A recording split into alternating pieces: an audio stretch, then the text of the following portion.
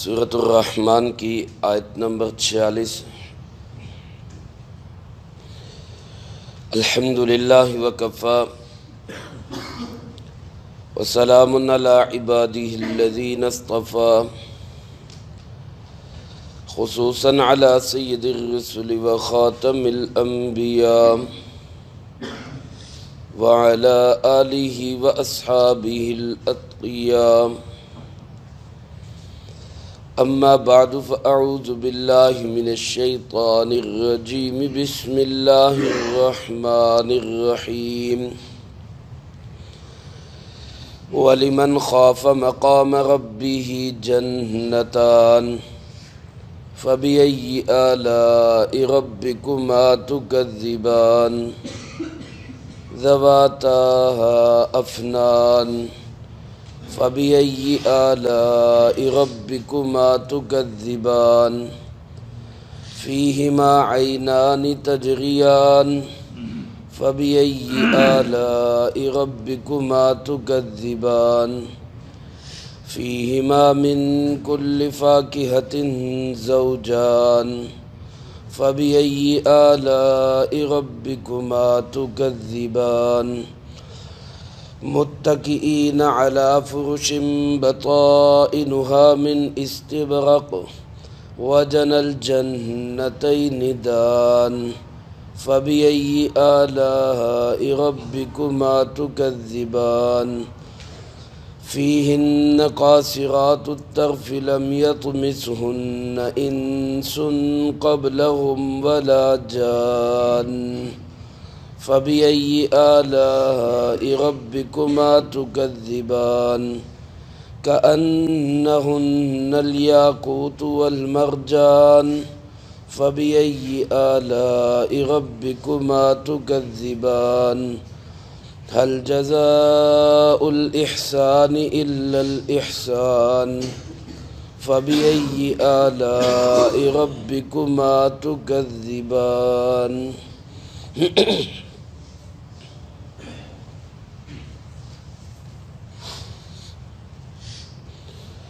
اس سورۃ رحمان کا تیسرا اور آخری رکوع ہے۔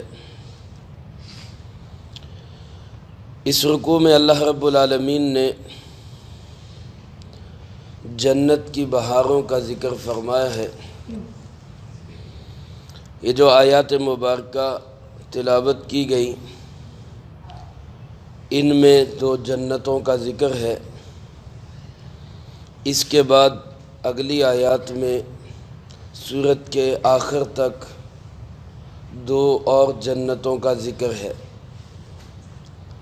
یہ پہلی دو جنتیں کن کے لیے ہیں اور دوسری دو جنتیں کن کے لیے ہیں، اس کے بارے میں مفسرین کرام رحمہم اللہ کی آراء مختلف ہے۔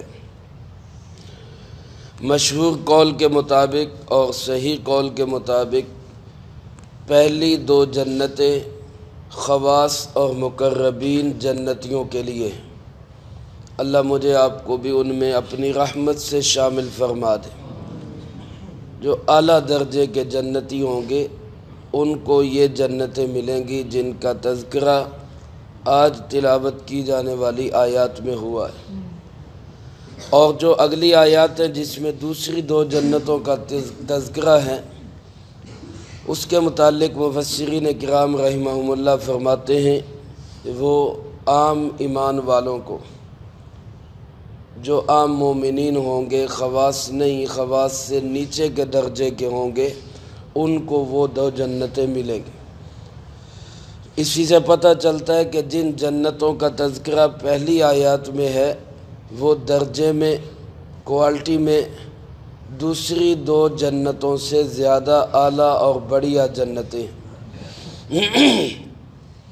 چنانچہ اللہ پاک ارشاد فرماتے ہیں، وَلِمَنْ خَافَ مَقَامَ رَبِّهِ، جو شخص اپنے رب کے سامنے کھڑے ہونے سے ڈر گیا۔ مقام کا معنی کھڑے ہونا، اپنے رب کے سامنے کھڑے ہونے سے مراد میدان حشر میں سوال و جواب کے لیے کھڑے ہونا۔ جس شخص کے دل میں یہ ڈر پیدا ہو گیا اور وہ ہر وقت اس بات سے ڈرتا رہا کہ میرا کوئی قول، کوئی عمل، کوئی فعل ایسا نہ ہو کہ جس سے میرا رب مجھ سے ناراض ہو جائے۔ مجھے اپنے رب کے سامنے کھڑے ہونا ہے۔ جس کے دل میں ہر وقت یہ ڈر اور خوف رہے گا، اللہ پاک فرماتے اس کو یہ 2 جنتیں ملیں گی۔ اب یہ ڈر اور خوف کوئی بھی پیدا کر لے، یہاں اللہ پاک نے یہ نہیں فرمایا کہ حاجیوں کے لیے 2 جنتیں، یہاں یہ نہیں فرمایا نمازیوں کے لیے 2 جنتیں، یہاں یہ بھی نہیں فرمایا تہجد گزاروں کے لیے 2 جنتیں، مجاہدین کے لیے 2 جنتیں، یا کس کے لیے، کس طبقے کے لیے، اس کا کوئی ذکر نہیں۔ یہ ڈر اور خوف نمازی پیدا کر لے، حاجی پیدا کر لے، تاجر پیدا کر لے، مزدور پیدا کر لے، کاشتکار پیدا کر لے، مرد پیدا کر لے، عورت پیدا کر لے، جو اپنے دل میں یہ ڈر اور خوف پیدا کر لے گا کہ مجھے اپنے رب کے سامنے کھڑے ہونا ہے۔ اب ظاہر بات ہے جس کے دل میں ہر وقت یہ ڈر ہوگا وہ کبھی بھی اللہ کی نافرمانی نہیں کر سکتا، وہ کبھی کسی کا حق پامال نہیں کر سکتا، وہ کبھی کسی کے ساتھ زیادتی نہیں کر سکتا، وہ عبادات ساری کرے گا، معاملات صاف ستھرے رکھے گا، وہ کبھی کسی کا حق نہیں مارے گا۔ ایسا شخص وہ کسی بھی طبقے سے تعلق رکھتا ہو، اللہ پاک ارشاد فرماتے جنتان، اس کو 2 جنتیں ملیں گی۔ حدیث پاک میں علماء نے تفاسیر میں لکھا ہے کہ ہر جنتی کو اللہ پاک وہاں کم سے کم 2 جنتیں عطا فرمائے گا، ہر جنت۔ اور یہ ایک جنت جو ہوگی، یہ تو علماء نے لکھا ہے کہ ایک جنت ہوگی اس کے صحیح عقیدے کی وجہ سے، اور ایک جنت ہوگی اس کے صحیح عمل کی وجہ سے۔ بعض علماء نے لکھا ہے کہ ایک جنت تو اس کو ملے گی اعمال صالحہ کی وجہ سے، اور ایک جنت اس کو ملے گی گناہوں کو چھوڑنے کی وجہ سے۔ نیکی کرنے کی وجہ سے ایک جنت، گناہ چھوڑنے کی وجہ سے دوسری جنت۔ اور بعض نے لکھا ہے کہ ایک جنت تو ملے گی اس کو اپنے عقائد اور اعمال کے صحیح ہونے پر، اور دوسری جنت اللہ پاک اس کو اپنی طرف سے انعام عطا فرمائیں گے۔ جیسا کہ قرآن کریم میں دوسری جگہ اللہ پاک نے ارشاد فرمایا للذین احسنوا الحسنى وزیادہ، جنہوں نے اچھے اعمال کیے ان کو جنت ملے گی، اور جنت سے بھی کچھ زیادہ ملے گا۔ وہ جو زیادہ ہے وہ یہ کہ اللہ پاک اپنی طرف سے دوسری جنت بھی اس کو الاٹ فرمائیں گے۔ اب اس نعمت پر اور دیگر کثیر نعمتوں پہ اللہ پاک سوال کرتے ہیں، بتاؤ فَبِأَيِّ آلَاءِ رَبِّكُمَا تُكَذِّبَانِ، اے انسانوں اور جنوں، تم اللہ کی کون کون سی نعمتوں کو جھٹلاؤ، تم اپنے رب کی کس کس نعمت کو ٹھکراؤ گے؟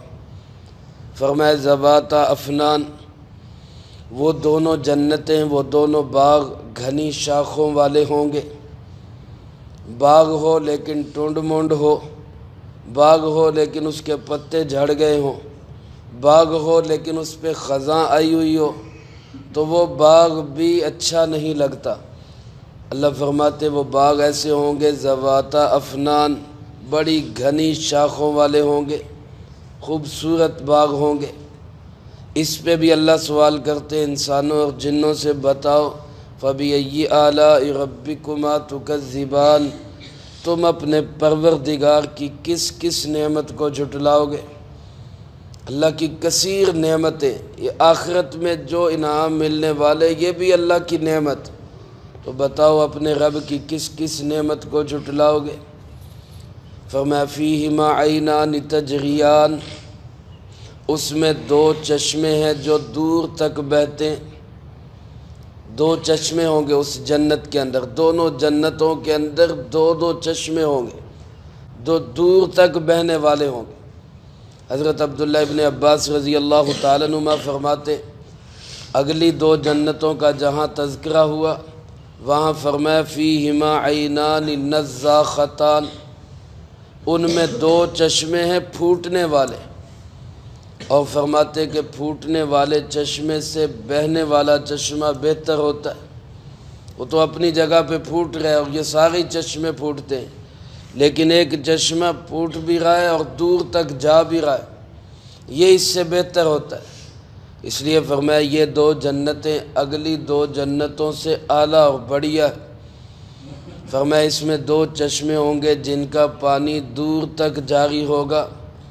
فَبِأَيِّ آلَاءِ رَبِّكُمَا تُكَذِّبَانِ، بتاؤ اے انسانوں اور جنوں تم اپنے رب کی کس کس نعمت کو جھٹلاؤ گے۔ پھر فرمایا فیہما من کل فاکہۃ زوجان، ان 2 جنتوں میں ہر قسم کے پھل قسمہ قسم کے ہوں گے۔ پھل اور میوے تو ہوں گے لیکن ایک قسم کے نہیں، قسمہ قسم کے۔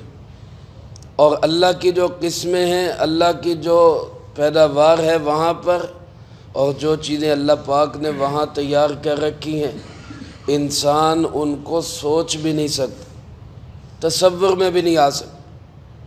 یہاں ہی ہم دیکھیں ایک پھل کی کتنی قسمیں، آم کی کتنی قسمیں، کوئی چونسا ہے، کوئی دسہری ہے، کوئی لنگڑا ہے، کوئی جو ہے انور رٹول ہے، مختلف قسمیں آموں کی یہاں پر۔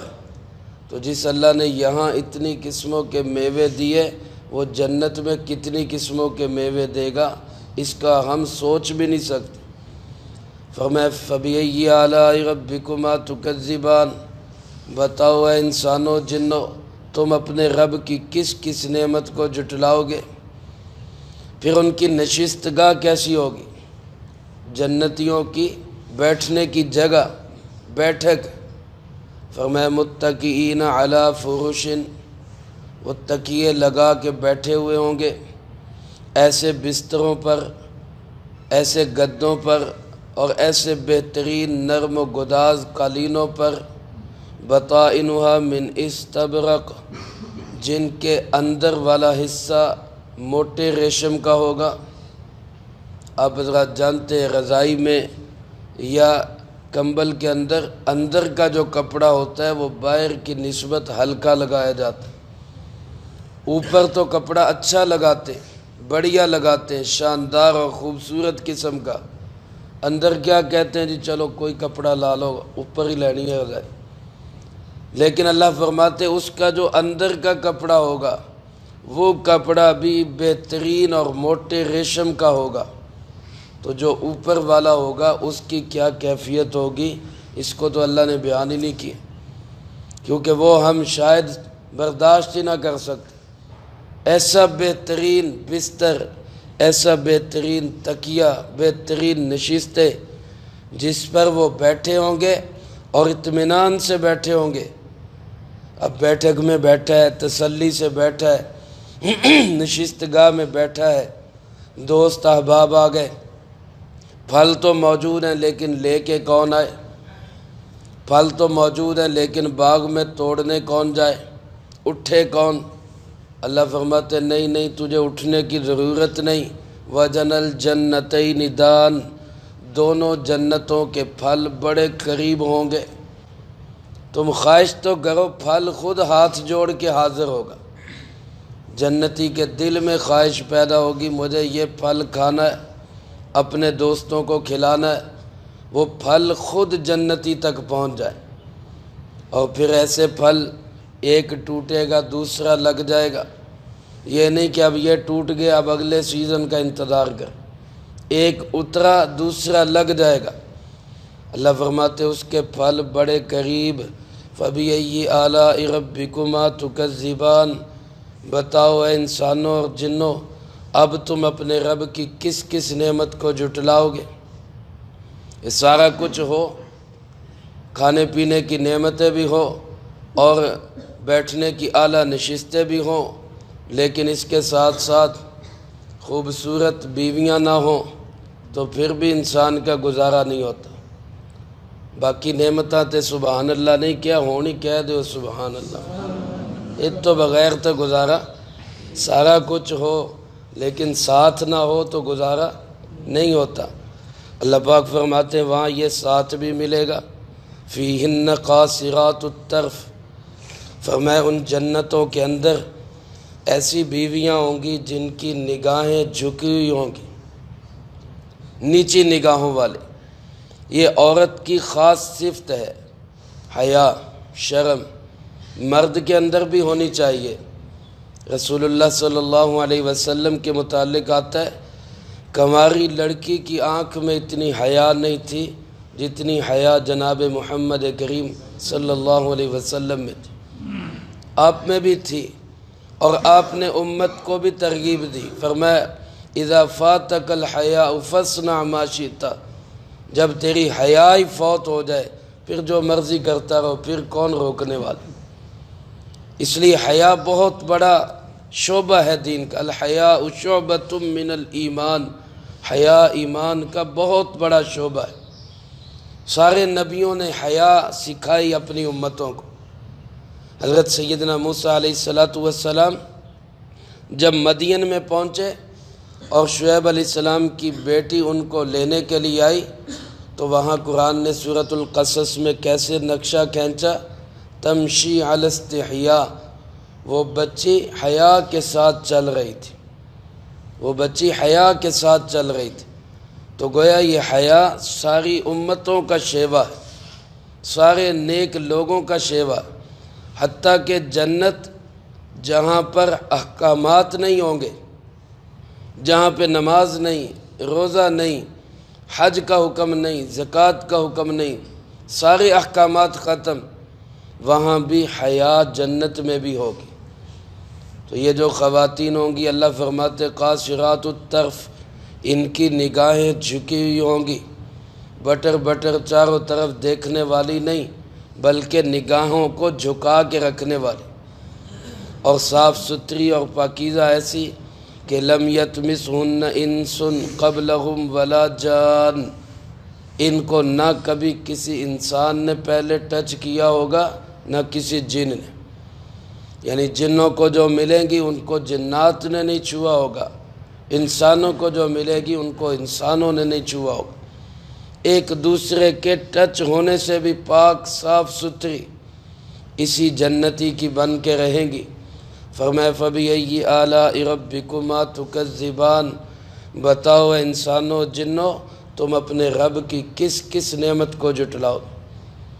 اللہ پاک فرماتے ہیں وہ خوبصورتی میں ایسی ہوں گی، لال سرخ ایسی ہوں گی، گویا کأنہن الیاقوت والمرجان، گویا وہ یاقوت اور مرجان ہے۔ یاقوت اور مرجان سرخ رنگ کے پتھر، بڑے خوبصورت اور قیمتی پتھر ہوتے۔ اللہ فرماتے وہ اپنی رنگت میں، خوبصورتی میں اس طرح ہوں گی گویا وہ یاقوت و مرجان ہوں گی۔ یہ جنت کی عورتیں جو ہر قسم کی گندگی اور علائش سے پاک، اس کے اندر پیشاب کوئی نہیں، اس کے اندر پخانہ کوئی نہیں، اس کے اندر تھوک کوئی نہیں، اس کے منہ میں بدبو کوئی نہیں، یہ صاف ستھری اور پاکیزہ عورتیں، یہ اللہ پاک ہر جنتی کو نصیب فرمائے۔ اور بعض روایات میں آتا ہے کہ سب سے آخری درجے کا جو جنتی ہوگا، سب سے آخری درجے کا، اس کو بھی اللہ پاک جنت میں 70 حوریں عطا فرمائے گا۔ اجے بھی سبحان اللہ نہیں نکلا، اتنے دوسری دا نام لاؤ تو سر تے باہر رکھ لینے، دوسری نہیں کرنی، وہاں 70 ملیں گی۔ اور مزیداری کی بات یہ کہ ان 70 کی سردار یہی ہوگی دنیا والی۔ ہونا کہ پریشان ہو گئے، یا اللہ اے رکھ لے، کوئی ایک پاویں ہونا چو کٹا لے، اے نہ دیں، یہ ملے گی، لیکن یہ بھی سب سے زیادہ خوبصورت اور سب سے زیادہ محبت کرنے والی اور خیال رکھنے والی بن کے ملے گی۔ دنیا میں اگر ایسی عورت کسی کو مل جائے تو اس کی تو دنیا ہی جنت ہوتی۔ اللہ ہم سب کو بیویوں کا بھی حق ادا کرنے کی توفیق نصیب فرمائے، اور بیویوں کو بھی ہمارا خیال رکھنے کی توفیق نصیب فرمائے۔ ایک دوسرے کے حقوق کیا ہیں؟ میری ذمہ داریاں، میرے فرائض، میری بیوی کے حقوق ہیں۔ میں اپنی ذمہ داریاں پوری کروں، اپنے فرائض پورے کروں۔ مسئلہ بنتا ہے جب میں کہتا ہوں نہیں میں فرض پورا کروں نہ کروں میرا حق ملنا چاہیے، وہاں گڑبڑ ہو جاتی۔ تو ہم اپنے فرائض پورے کریں، بیوی اپنے فرائض پورے کرے، گھرانہ خوشحال، اور یہ وہاں پہ جو ملیں گی انتہائی پاکیزہ، صاف ستھری، محبت کرنے والی بن کے ملیں گی۔ اور اللہ فرماتے ہیں ان کی خوبصورتیاں یاقوت و مرجان کو بھی شرما دیں گی، ان سے بھی اعلیٰ ہوں گی۔ بتاؤ اے انسانوں اور جنات، تم اپنے رب کی کس کس نعمت کو جھٹلاؤ گے؟ ان ساری نعمتوں کے بعد اللہ پاک سوال کرتے ہیں حل جزاء الاحسان الا الاحسان، ذرا بتاؤ تو صحیح احسان کا بدلہ احسان نہ ہو تو پھر کیا ہو؟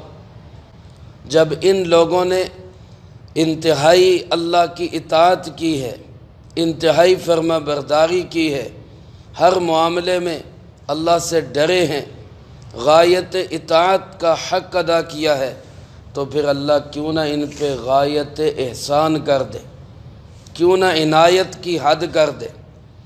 جب انہوں نے اطاعت و فرما برداری کی حد کر دی، اللہ فرماتے میں بھی عنایت اور عطا کی حد کر دوں گا۔ یہ احسان کا بدلہ احسان ہی ہوتا ہے اور کچھ نہیں ہوتا۔ تو جب انہوں نے بڑی نیکی کی، دنیا میں مجھ سے ڈرتے رہے، اپنی انہوں نے لذتیں چھوڑی، خواہشات چھوڑی، جذبات چھوڑے، مجھے سامنے رکھ کے زندگی گزاری، تو پھر آج میں ان کا خیال کیوں نہ رکھوں؟ فرمایا انسانوں اور جنوں، بتاؤ تم اپنے رب کی کس کس نعمت کو جھٹلاؤ گے؟ ان دو جنتوں کے بعد اگلی دو جنتوں کا تذکرہ ہے جو عام ایمان والوں کو ملے گی، وہ اگلی آیات میں آئیں گی۔ اللہ پاک سے دعا ہے اللہ مجھے آپ کو سب کو قرآن و سنت کی صحیح سمجھ نصیب فرمائے، اپنی نعمتوں کا شکر اور قدر نصیب فرمائے، جو کہا سنا اس کو زندگی میں لا کے دوسروں تک پہنچانے کی توفیق عطا فرمائے۔ اللہم انت السلام ومنک السلام، تبارکت ربنا وتعالیت یا ذا الجلال والاکرام۔ اللہم اعنا علی ذکرک وشکرک وحسن عبادتک۔ اللہم احسن عاقبتنا فی الامور کلہا واجرنا من خزی الدنیا وعذاب الآخرہ۔ اللہم باقیتا کباقیت الولید، اللہم استر عوراتنا وآمن روعاتنا۔ اللہم انا نجعلک فی نحورہم ونعوذ بک من شرورہم۔ اللہم اکفنا بحلالک عن حرامک